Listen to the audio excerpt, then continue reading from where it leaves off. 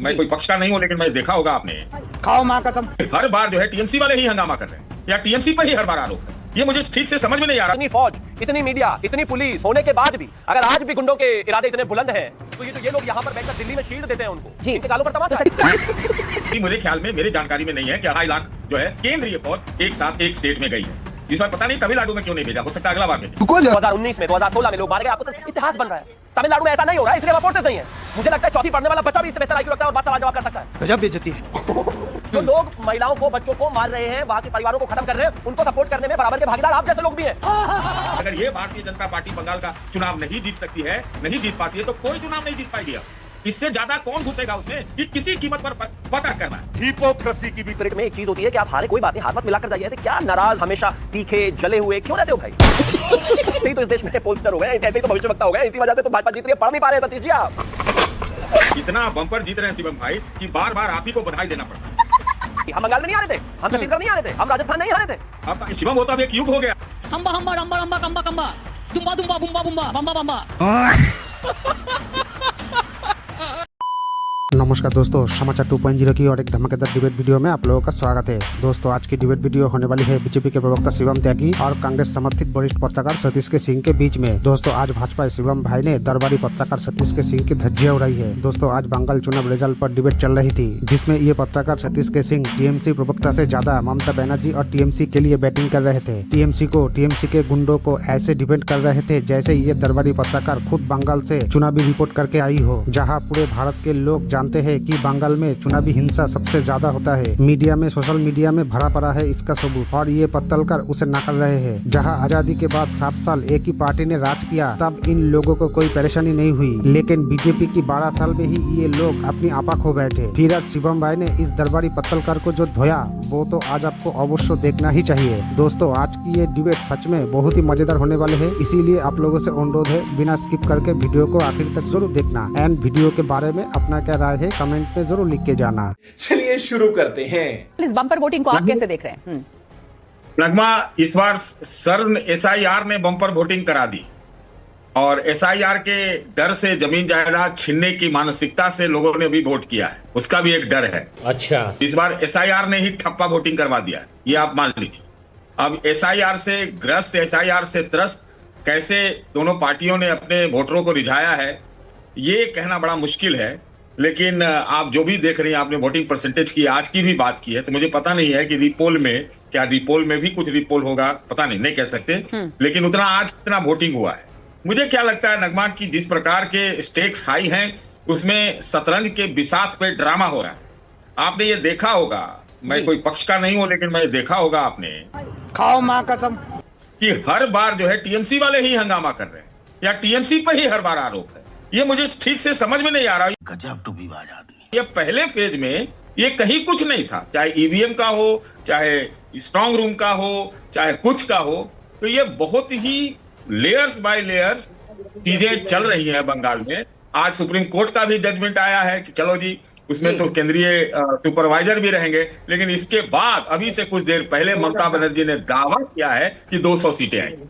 जो जमीन जायदाद लुटने के डर से लोग वोट कर रहे हैं, पर जो लोग ऑलरेडी वोटर लिस्ट में नाम है, वो इतना निकल के आ रहे हैं, वो क्यों निकल के आ रहे हैं? बदलाव के लिए? एंटी इनकम्बेंसी है, इसे कहीं, इसमें कोई दो मत नहीं है कि थोड़ा एंटी इनकम्बेंसी है। वो कितना है, महिला मुसलमान कितने एंटी इनकम्बेंट हो गए हैं, ये मैं नहीं कह सकता।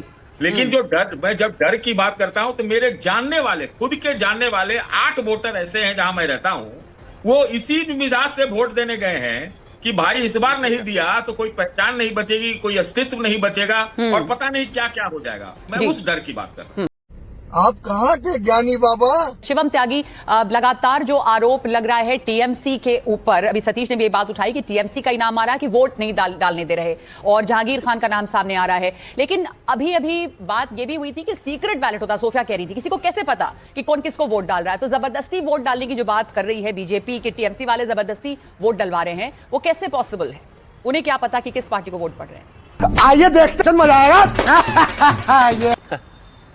देखिए, जब आप ग्राउंड पर होते हैं, जब आप आपने एक पूरा नेटवर्क स्टैब्लिश किया होता है, जब आप मैपिंग कर लेते हैं, तो ज्यादातर मेजॉरिटी में आप ऐसे भी लोगों को जानते हैं जो टीएमसी के लिए वोट करने वाले हैं या भाजपा के लिए। उस दौरान अगर आप इस देश के पूरे मीडिया के वीडियोस इस समय जो फाल्टा से आ रहे हैं उनको आप नोटिस करेंगे और उनको थोड़ा पैटर्न देखेंगे, और इवन एनडीटीवी के भी रिपोर्टर्स ने वहां से रिपोर्ट किया है, तो आप पाएंगे कि कुछ लोग ऐसे हैं, कुछ महिलाएं ऐसी हैं जो कह रही हैं कि हमने तो टीएमसी के लिए ही वोट डाला था, लेकिन टीएमसी का जो प्रधान है वो वहां के लोकल नेता को लेकर आ गया, गुंडागर्दी कर रहा है, हमें मार रहा है, पीट रहा है, जबकि हमने तो टीएमसी के लिए वोट डाला था। लेकिन उनको लगता है कि टीएमसी के लिए वोट हमने नहीं डाला, हमने भाजपा के लिए डाला है। यानी कि कहने का मतलब ये है कि जो वोटर टीएमसी को वोट डाल रहा है वो भी टीएमसी को क्रिटिसाइज नहीं कर सकता।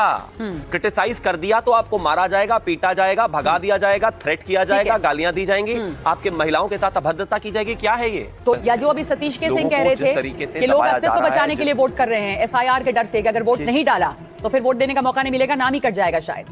सतीश के सिंह जी तो ये भी कह रहे थे कि लोकतंत्र बचाना चाहिए, इतनी सारी फौज क्यों आ गई, इतनी सारी स्थिति क्यों गई। इस तरह के लोगों के बातों पर ही तमाचा है ये एक तरीके से।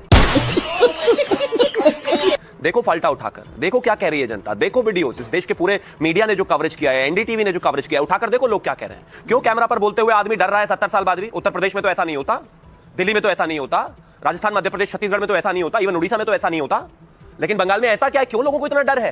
क्यों इस देश के अगर 50 रिपोर्टर्स वहां पे हैं तो 50 में से 45 के कैमरे पर कोई बोलने से डर रहा है? महिलाएं बाहर आ रही है, उनको मारा पीटा जा रहा है। आप कहते थे कि फौज इतनी है वहां पर, ज्यादा है छावनी। सच्चाई तो यह है कि वहां पर आज भी स्थिति, इतनी फौज, इतनी मीडिया, इतनी पुलिस होने के बाद भी अगर आज भी गुंडों के इरादे इतने बुलंद हैं, तो ये लोग यहां पर बैठकर दिल्ली में शील्ड देते हैं उनको, इनके गालों पर तमाचा। शिवम हमारे भाई हैं, तो जिस प्रकार से टीएमसी की गुंडागर्दी, दबदबे और ये लूट और खसोट, ये सारी हिंसा का वो जिक्र कर रहे हैं, तो इसका मतलब तो उन्होंने सरेंडर बोल दिया, लगता है इन्होंने आत्मसमर्पण कर दिया कि फिर भी हारिए जाएंगे। इसका तो एक अर्थ ये भी लगाया जा सकता है। और जो दो इतिहास की बात मैं कह रहा हूं, तो इतना जो है असेंबली चुनाव में कभी भी मेरे ख्याल में, मेरे जानकारी में नहीं है कि 2.5 लाख जो है केंद्रीय फौज एक साथ एक स्टेट में गई है। इस बार पता नहीं तमिलनाडु में क्यों नहीं भेजा, हो सकता है अगला बार भेजे। रुको जरा, दूसरी बात, एक और इतिहास है शिवम, और ये मेरे को आज तक तमाम भारतीय जनता पार्टी के किसी व्यक्ति ने, क्योंकि इलेक्शन कमीशन के लिए भी ये खड़ा होते हैं, कोई नहीं बता पाया कि 1400 कम 27 लाख वोट कट कैसे गए। वो तो ना वैध थे, ना उसको वैध बनाया गया, कुछ भी नहीं हुआ। ये कभी नहीं हुआ 58 कट गए, चलो जी वो मर गए, वो विस्थापित हो गए, वो फर्जी थे। ये 27 लाख वाले का भी तो इतिहास बना है। अभी बताता है भाई, अभी बताता है, अभी तूने उंगली किया ना, अभी बताता है। जीवन के इस पड़ाव पर हर आदमी को बस इतिहास बनते हुए ही नजर आते हैं। आपके लिए आदमियों का मरना, लोगों का मरना, परिवारों का खत्म होना बस इतिहास बनना ही बन के रह गया, और कुछ रहा ही नहीं है। बस आप कवि बनकर रह गए हैं। पंचायत इलेक्शंस में अगर 130 से ज्यादा लोग मारे जा रहे हैं, लेकिन आपको यह सिर्फ इतिहास लगता है। 2021 में 60 से ज्यादा लोग मारे गए, आपको सिर्फ इतिहास लगता है। 32 बलात्कार हुए, एक 60 साल की महिला का बलात्कार हुआ, आपको सिर्फ इतिहास लगता है। 2019 में, 2016 में लोग मारे गए, आपको सिर्फ इतिहास बन रहा है। तमिलनाडु में ऐसा नहीं हो रहा है, इसलिए वहां फोर्सेस नहीं है। मुझे लगता है चौथी पढ़ने वाला बच्चा भी इससे बेहतर आईक्यू रखता है और बात सवाल जवाब कर सकता है। गजब बेइज्जती है। क्योंकि वहां ऐसे लोगों को नहीं मारा जा रहा है, और ये इतिहास बन गया। वो इतिहास का विषय नहीं है। चुनाव शांति से हो जाए। हम उड़ीसा भी कभी नहीं जीते थे, जीते पहली बार। हम वहां तो फौज नहीं थी। हमने हरियाणा भी रिपीट किया, वहां तो हमने फौज नहीं भेजी। हमने दिल्ली 27 बार जीता, वहां तो फौज नहीं थी। ये फौज का भेजने ना भेजने का विषय है ही नहीं। दूसरा एंगल को देखो, जो लोग महिलाओं को, बच्चों को मार रहे हैं, वहां के परिवारों को खत्म कर रहे हैं, उनको सपोर्ट करने में बराबर के भागीदार आप जैसे लोग भी हैं। क्या सुप्रीम कोर्ट के सामने यह विषय नहीं है एसआईआर वाला? क्या सुप्रीम कोर्ट मॉनिटर्ड, वहां पर एसआईआर नहीं है? लेकिन आपको लोगों के मरने में दर्द नहीं है। सीधी बात इतनी सी है कि भारतीय जनता पार्टी 5 साल आएगी, देखना अगर वहां कोई चप्पल भी चुरा कर ले जाए तो स्थिति इतनी बेहतर होगी। आगे स्वाद। देखिए, पश्चिम बंगाल में मैं आपको पहले इतिहास थोड़ा बता दूं। 2021 से ही आती हूँ। 2021 में जब बहुत ज्यादा भारी मात्रा में लोगों ने चुना था पश्चिम बंगाल में ममता बनर्जी को, बहुमत के साथ, नोट कीजिएगा, बहुमत के साथ, जिस बहुमत में हिंदू, मुसलमान, हर किसी का, माइनॉरिटीज और मेजोरिटी सबका वोट है।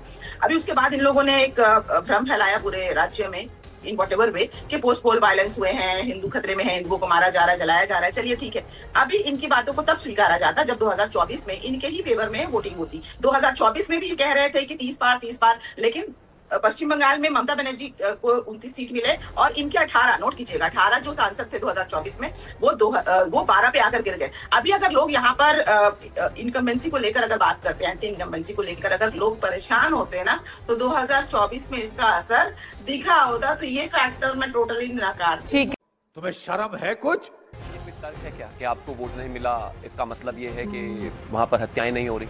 ये कह रहे हैं कि इन्होंने ऐसे फर्जी बातें बताई और कहा कि भाई इतने इनकी एक बातें हैं कि इतने लोग मारे गए। मेरी बातें नहीं हैं। 2000 खास तौर पर 2021 की अगर मैं बात करूं तो 1957 रिपोर्टेड केसेस हैं नेशनल ह्यूमन राइट्स कमीशन में, जिसमें से 897 आगजनी के केसेस हैं, अप्रॉक्सीमेटली 32 बलात्कार के केसेस हैं, 60 से ज़्यादा हत्याएं हुई हैं और एक 60 साल की महिला का बलात्कार है जिसमें 15,000 विक्टिम है, 10,000 से ज़्यादा लोग माइग्रेट कर गए और ये सब विषय सुप्रीम कोर्ट में है। चार्जशीट हो चुकी है बहुत सारे विषयों में। आप कहाँ रहते हैं? ये भारतीय जनता पार्टी का डेटा नहीं है भाई, नेशनल ह्यूमन राइट्स कमीशन का डेटा है। ये वो डेटा है जो कोर्ट्स में। अब मैंने डेटा दिया तो मेरे राज्य और अपने राज्य पे आ गए। मेरे और अपने राज्य का विषय नहीं है। विषय इस बात का है कि पोस्ट पोल हिंसा रुकी नहीं है। विषय इस बात का है कि पिछले 1967 के बाद से एक बार भी बंगाल में कोई रक्त रंजित चुनाव के बिना शांति चुनाव निपटा नहीं। सच्चाई ये है कि पहली बार 2026 में इस बार एक ऐसा चुनाव हुआ है जहां पर कोई बलात्कार और कोई इतनी बेचैनी क्यों है? आपने भी सुना होगा सतीश, इसको कैसे देख रहे हैं आप? ये हमने पहली बार सुना है कि पोलस्टर्स ये कहने लगे कि लोग कैमरे पे सामने आके बोल नहीं रहे। आखिर क्यों? आपको लगता है कि ये डर है कि लोग साफ साफ नहीं बोल रहे, इसलिए एग्जिट पोल नहीं हुआ, कुछ लोग जो है बैकआउट कर गए हैं एग्जिट पोल करने से। तो ये क्या है, क्यों नहीं लोग बिल्कुल बताना चाहते हैं? देखिए, बताना थोड़ा बहुत है जो नहीं चाहते, लेकिन एक पोलस्टर जिसने रोक दिया डेटा देना, वो तमिल भाषा तो सीख गए लेकिन उनको बंगाल की भाषा समझ में नहीं आई। तो तरह तरह के कारण रहते हैं नहीं देने के, अपनी जुबान बदल देने के या जुबान नहीं समझने के। संकेत में मैं यही बोल सकता हूं। और इसलिए ये भी आप कह सकती है नगमा कि इस बार एक जो तीसरा इतिहास है ये भी जुड़ गया। ये पहली बार हुआ कि पोलस्टर ने ही हाथ खड़े कर दिया। मैं नहीं बताऊंगा कि कौन जीत रहा है, लेकिन एक बात मैं आपसे कहना जरूर चाहूंगा आपके चैनल पे। बोलने दे, तकलीफ हुआ है बेचारे को। नगमा जी, आप दिल्ली वाले पोस्टर जो जिनसे बंगाली मतदाता बोले, जिनके आंकड़े आए, वो सब भाजपा दे रहे हैं। लेकिन आप बंगाल में जाके बात करिए, बंगाल में फोन लगाइए, एंटी इनकम्बेंसी है नो डाउट, लेकिन आप उनसे बात कीजिए तो कहता है दीदी आ रही है। तो हो सकता है बहुत तरह के कंफ्यूजन रहते हैं, बहुत तरह के दबाव रहते हैं, बहुत लोग जो है वो क्या कहिएगा, त्यागी जी को देख के ही चलते हैं। क्या करिएगा, अब ऐसा ही माहौल है तो हम क्या करें? हम लोग क्या कर सकते? हम तो सुनते थे नगमा की बंगाली जो समाज है वो कहीं 4-5 हो जाए तो इतना बोलता है कि दूसरा वाला कोई बोल ही नहीं पाता। इस बार वो चुप है। अगर ममता, मान लीजिए गलती से बोल रहा हूं, गलती से अगर इस बार जीत भी जाती है तो यही बंगला भाषा, बंगला अस्मिता, बंगला कल्चर यही महत्वपूर्ण होगा। लेकिन मैं एक बात जरूर कहना चाहता हूं कि अगर ये भारतीय जनता पार्टी बंगाल का चुनाव नहीं जीत सकती है, नहीं जीत पाती है, तो कोई चुनाव नहीं जीत पाएगी। अब इससे ज्यादा कौन घुसेगा उसमें कि किसी कीमत पर फतह करना है। हिपोक्रेसी की भी सीमा होती है। इन्होंने एकदम किसी कीमत पर, है कि नहीं, भले कभी कभी तीन लोग बाहर से ले जाके एक आध दो जगह और वोट दिलवा देते हैं, दिखा था बिहार में, तो वो उस हद तक पूरी की तरह ये है कि किसी भी कीमत पर वो जीतना है। तो मुझे आश्चर्य नहीं होगा कि ममता हार जाए, बीजेपी हार जाती है तब मुझे आश्चर्य होगा। रुक, तेरे को बताते तेरी। हर किसी का अपना वर्जन है और वो स्वतंत्र है इस तरह की बातें करने के लिए, लेकिन मैं सतीश के सिंह जी की बातों का जवाब देना चाहता हूं कि इस देश में ऐसे भी लोग हैं जो टीएमसी के नेताओं की बात को सुनकर अपना ओपिनियन फ्रेम करते हैं। और मैं एक चीज और कहना चाहता हूं, हार जीत अपनी जगह है, लेकिन कम से कम आपको एक अच्छा हारने वाला भी हो बहुत जरूरी है। स्पोर्टिंग स्पिरिट में एक चीज होती है कि आप हारे कोई बात नहीं, हाथ मत मिलाकर जाइए। ऐसे क्या नाराज, हमेशा तीखे जले हुए क्यों रहते हो भाई? तो कौन हारने वाला है? आप क्या करें, अपने बारे में बात कर रहे हैं? बिहार बम्पर, अब वो बिहार नहीं, बिहार अभी बम्पर जीते हैं हम। हरियाणा, दिल्ली, हर जगह बस यही नहीं, वहां वोटर ले जाते हो, ऐसे कर लेते हो, वैसे कर लेते हो, भाजपा ऐसे कर लेती है, वैसे कर लेती है, अब जीवन में नहीं जीतेगी। ये ऐसे ही तो इस देश में पोलस्टर हो गए, ऐसे ही तो भविष्यवक्ता हो गए, इसी वजह से तो भाजपा जीत रही है। पढ़ नहीं पा रहे हैं सतीश जी आप? सतीश, अरे भाई शिवम भाई, आप इतना आजकल बम्पर जीत रहे हैं ना, इतना बम्पर जीत रहे हैं शिवम भाई कि बार बार आप ही को बधाई देना पड़ता। क्या आप खुश नहीं है? हारने वाला भी भारी मन से ही तो आपको देगा ना। क्या करें? बार बार हारेगा तो बार बार थोड़ी भारी मन से हाथ तो मिलाइए, हंसिए, मुस्कुराइए। अरे कोई बात नहीं, क्या करें? अगर बेहतर हारोगे तभी अच्छा जीत पाओगे कभी जीवन में। अगर हारोगे, नाराज होगे, इलेक्शन कमीशन को गलत बताओगे, वोट चोरी बताओगे, कभी नहीं जीत पाओगे। मेहनत तो करते ही नहीं, जिम्मेदारी तैयार रहती है कि अरे ये तो इलेक्शन कमीशन ने जिता दिया, अरे ये तो फौज ने जिता दिया, अरे ये तो वोटर, कभी तो कहिए। हाँ हारे ना, हमने हार के बताया। बंगाल में नहीं हारे थे क्या? हमने बताने की कोशिश करी। हम बंगाल में नहीं हारे थे, हम छत्तीसगढ़ नहीं हारे थे, हम राजस्थान नहीं हारे थे, बताइए, हम दिल्ली नहीं हारे क्या? कितनी जगह हम तमिलनाडु नहीं हारे क्या? हम तेलंगाना नहीं हारे, हम हिमाचल नहीं हारे, हम हारे। और हारने के बाद कभी भी इलेक्शन कमीशन को गाली नहीं दी। हो गया आपका शिवम होता अब एक युग हो गया। हम्बा हम्बा रम्बा रम्बा कम्बा कम्बा दुम्बा दुम्बा बुम्बा बुम्बा बम्बा बम्बा।